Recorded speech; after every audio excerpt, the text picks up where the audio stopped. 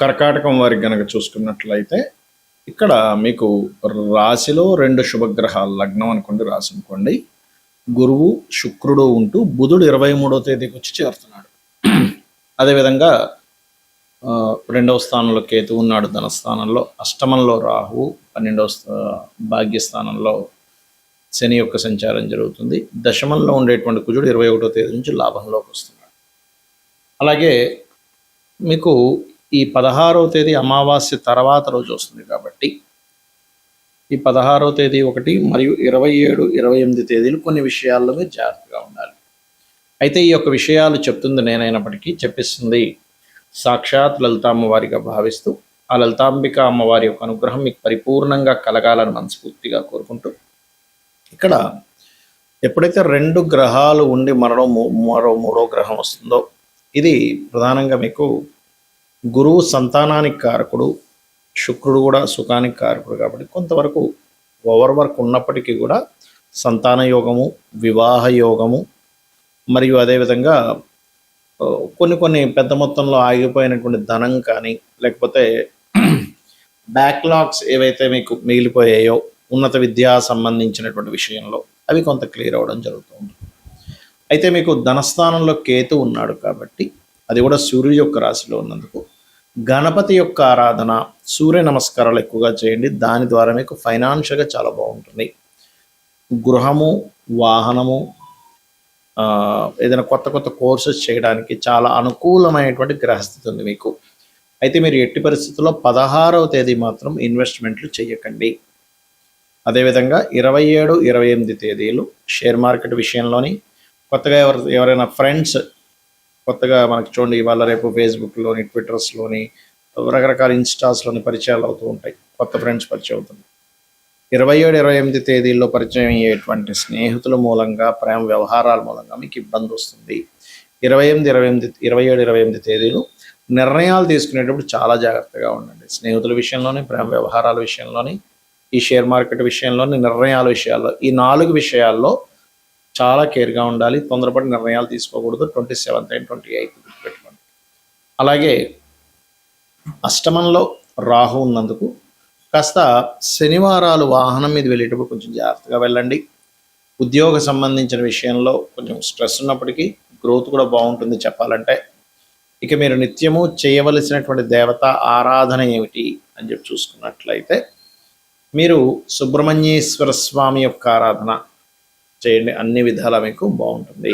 గోచార ఫలితాలు ఒక ఎత్తు అయితే, మీకు ఎప్పుడైనా గుర్తుపెట్టుకోండి, మీ జన్మజాతకంలో అసలు ఏ కాంబినేషన్స్ ఉన్నాయని చూసుకోవాలి. అంటే ఎంతసేపు మనం జనాలకి బేసిక్కే అలవాటు అయిపోవడం వల్ల ఏలినాటి శని ఉందా లేదా ఇదే బేసిక్గా చూసుకుంటుంటారు. ఏలినాటి శని ఉందా, అర్ధాష్టమ శని ఉందా, అష్టమ శని ఉందా.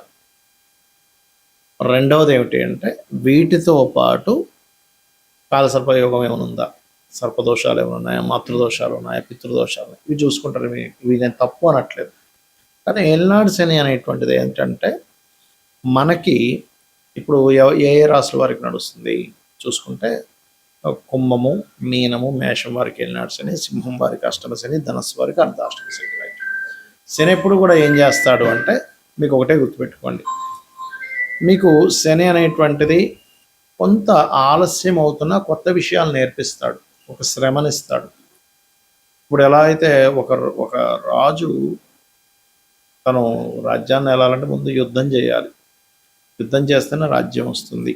అలాగే ఒక మనిషికి కొన్ని విషయాలు ఒక స్టేజ్కి వెళ్ళాలంటే కొన్ని విషయాలు అనుభవంలోకి రావాలి, అనుభవాలను ఇస్తాడు. అంతేగాని ఇంకా ఏమీ అన్నీ పోతాయి, అన్నీ చాలా విభత్సం అయిపోద్దని అనుకోకండి దయచేసి. అనుభవాన్ని ఇస్తాడు, దాని మీద యాక్సెప్ట్ చేయగలగాలి.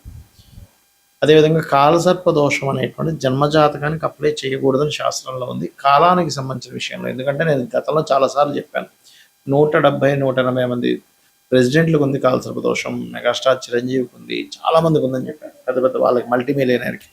మరి వాళ్ళందరూ ఎలా అయ్యారు? మరి కాలసర్ప దోషం ఉంటే ఎందుకు పనికి రాకుండా పోవాలి కదా అనే విషయాన్ని గుర్తుపెట్టుకోండి. ఇక జనరల్ సర్పదోషాలు మీరు కాళహస్తికి వెళ్ళడమో లేకపోతే రావి చెట్టు ప్రదక్షిణం చేసుకోవడం వల్ల పోతుంది. అదేవిధంగా మాతృదోషం, పితృదోషం, పూర్వజన్మల్లో మనం చేసినటువంటి కొన్ని దోషాలు ఉంటాయి. అంటే తల్లిని సరిగ్గా చూసుకోకపోవడం వల్ల మాతృదోషము, పితృదోషం అనేటువంటిది పితృదేవతలు సరిగ్గా చేయకపోవడం వల్ల, సంతానాన్ని సరిగ్గా చూసుకోకపోవడం వల్ల, తండ్రికి ఇవ్వాల్సిన గౌరవం ఇవ్వకపోవడం వల్ల ఇట్లాంటి వాటి వల్ల జరుగుతుంది. ఇలా చాలా ఉన్నాయి. స్త్రీ దోషం ఉంటుంది శుక్రుడు పాడైతే. అయితే ఇక్కడ ఏంటంటే ఏ గ్రహం పాడవడం వల్ల, ఏ కాంబినేషన్ వల్ల వచ్చిందంటే శుక్రుడు పాడయ్యాడు, స్త్రీ దోషం. ఏమి కంగారు పడద్దు, చక్కగా సాటి స్త్రీలని, అది స్త్రీ అయినా పురుషులైనా, గౌరవించడం నేర్చుకోండి. వాళ్ళ పట్ల మరలా అవహేళనగా ఉండడం, వాళ్ళని ఏడిపించడం, వాళ్ళు ఏడిచేలా మీ వల్ల వాళ్ళు ఏడవడం చేస్తే మళ్ళీ ఆ స్త్రీ దోషం ఇంకా పెరుగుతుంది. మాతృదోషం ఉంది, ఇంకా మీ తల్లిగారు ఇంకా ఎక్కువ బాధపడుతున్నారు మీ వల్ల ఈ జన్మలో కూడా, అది ఇంకా ఇంకా కొన్ని వందల జన్మలకి కంటిన్యూ అవుతుంది. పితృదోషం కూడా అంతే. పితృదేవతలకి గతంలో తెలియక చేయలేదు, అది పితృదోషంగా వచ్చింది. అప్పుడు ఆ పితృదోష సంబంధించినటువంటి స్వయం పాకం ఇవ్వడము, లేకపోతే ఏదైనా గయా లాంటి ప్రదేశాలను అక్కడ పితృతర్పణాలు చేయడం, లేకపోతే నిత్య పితృతర్పణాలు చేయడం, లేదా అమావాస్య నాడు పితృదేవతల కోసం వదలడం చేయాలి. అంతేగాని ఏదో అయిపోతుందని కాదు. ఇక్కడ ఏంటంటే మీకు లగ్నం నుంచి 12 భావాలు అనేటువంటివి ఉంటాయి. లగ్నం ఏమిటి, లగ్నం యొక్క స్థితి ఏమిటి, మీ యొక్క ఎదుగుదల, మీ లైఫ్లో ఎందుకు ఎప్పుడు అప్ అండ్ డౌన్స్ వస్తాయని చెప్తుంది. ధనాధిపతి చూడాలంటే సెకండ్ హౌస్, అంటే మీకు ధనము ఏ రూపంలో, ఏ మార్గంలో ఎప్పుడు ఎక్కువగా వస్తుంది, ఏ మార్గంలో ఎప్పుడు పోయే ఛాన్సెస్ ఉన్నాయి, ఎప్పుడు జాగ్రత్తగా ఉండాలి ధనం విషయంలో అనేటువంటి చూపిస్తుంది. అదేవిధంగా 3వ భావంలోకి వెళ్తే సిబ్లింగ్స్, మీ యొక్క ప్రయత్నాలు ఇవన్నీ ఉంటాయి. అంటే సిబ్లింగ్స్తో మీకు ఉండే రిలేషన్ ఏంటి. కొంతమంది బాధపడుతుంటారు, ఏమిటంటే మా సొంత అన్నయ్య ఇలా చేశాడు, మా తమ్ముడు ఇలా చేశాడు, మా అక్క ఇలా చేసింది, మా చెల్లి ఇలా చేసింది అంటారు. అది పూర్వజన్మల్లో ఉన్నటువంటి కొన్ని కర్మలు వెంటాడుతూ ఉంటాయి ఆ రూపంలో వచ్చి. మన కర్మలన్నీ కూడా మన తల్లిదండ్రులు, పిల్లలు, అన్నదమ్ములు, అక్క చెల్లెళ్ళు, స్నేహితులు, దాయాదులు వీళ్ళ రూపంలోనే వస్తారు, గుర్తుపెట్టుకోండి. ఇవి ఎక్కడి నుంచి తప్పించుకోలేరు. ఇంకా తప్పించుకుందామని ప్రయత్నం చేసినప్పుడు రోగ రూపంలో వస్తుంది కర్మ.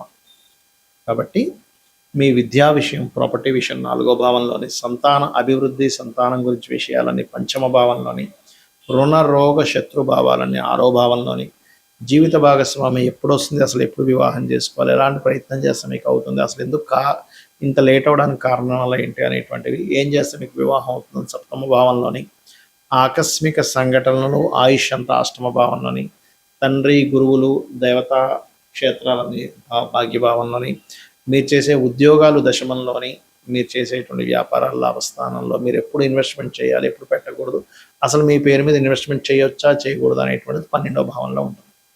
ఇలా 12 హౌజెస్ ఉంటాయి ఆస్ట్రాలజీలో. ఈ 12 భావాల్లో ఏ గ్రహం ఉంది, ఆ గ్రహ అధిపతి పరిస్థితి ఏమిటి, పిఏసి అంటారు, అంటే ప్లేస్మెంట్, ఆస్పెక్ట్ అండ్ కంజంక్షన్. అంటే ఏ గ్రహం ఎక్కడుంది, ఏ గ్రహంతో చూడబడుతుంది, ఏ గ్రహంతో కలిసి ఉంది, దాని వలన ఆ యొక్క గ్రహం యొక్క బలాబలాల్లో మార్పులు వస్తాయి. అంటే చిన్న ఎగ్జాంపుల్ చెప్తా చూడండి. ఇప్పుడు ఒక మనిషి ఉన్నాడు, అతను చిన్నప్పటి నుంచి అతని ఫ్రెండ్ సర్కిల్ కానీ, అతనికి చెప్పే వాళ్ళు ఎవరూ సరిగ్గా లేక చదువుకోలేదు అనుకున్నాం, కాసేపు సరిగ్గా చదవలేదు. చదవకపోవడమే కాకుండా అతను తెలివితేటలు కూడా బిల్డప్ చేసుకోలేకపోయాడు. అంటే కొంతమంది ఎవరితో అయితే కలవకూడదు వాళ్ళతో వెళ్ళి ఫ్రెండ్షిప్ చేశాడు, దాని తర్వాత అనవసరమైన వ్యసనాలకు గురయ్యాడు, దాని తర్వాత అనారోగ్యంతో ఇబ్బంది పడ్డాడు, ఎక్కువ వ్యసనాల వల్ల. రైట్. అంటే ఏంటి, ఒక మనిషి ఎలా అయితే ఎవరితో కలిశాడో, ఎవరి ఇన్ఫ్లుయెన్స్లోకి వెళ్ళాడో, ఎక్కడ నివసిస్తున్నాడో అనే ఎఫెక్ట్ ఎలా ఉంటుందో, అదేవిధంగా ఒక మనిషి మంచి తల్లిదండ్రులు, చెప్పేవాళ్ళు బాగున్నారు, బాగా ఇంటెలిజెంట్, బాగా చదువుకున్నాడు, మంచి వ్యాపారం పెట్టాడు, మంచి ఉద్యోగంలో జాయిన్ అయ్యాడు, లైఫ్ మంచి భార్య పిల్లలు వచ్చారు, లైఫ్ అంతా అద్భుతంగా ఉంది, మంచి గుర్తింపు ఉంది. అలాగే గ్రహం కూడా పాపగ్రహాలతో సంబంధం కలిగినప్పుడు, దాని పోర్ట్ఫోలియోస్ పాడైనప్పుడు ఆ భావం పాడవుతుంది. దాన్ని సెట్ చేసుకోగలగాలి. లేదా శుభగ్రహ సంబంధాలు వచ్చినప్పుడు ఆ భావం బాగుంటుంది, అదంతా ఫ్రూట్ఫుల్ ఇస్తుంది. ఇదంతా పూర్వజన్మ కర్మ వల్ల వస్తుందని అర్థం చేసుకుంటూ కనీసం ఈ జన్మలో అయినా తెలిసి ఎటువంటి బ్యాడ్ కర్మలు చేయకుండా ఉండాలి. శ్రీమాత్రే నమః.